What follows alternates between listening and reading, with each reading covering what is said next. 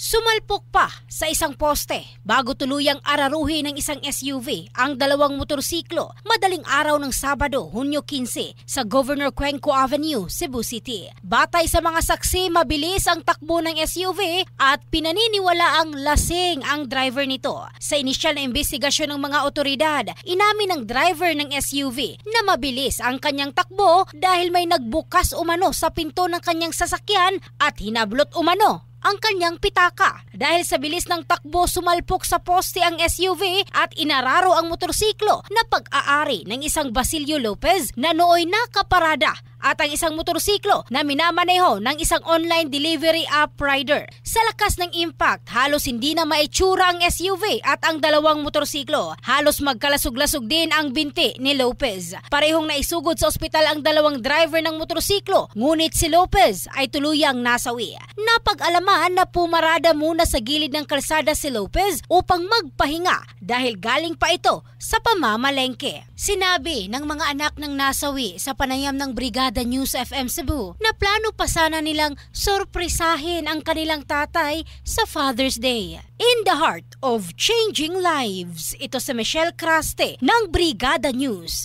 Philippines, the Music News Authority.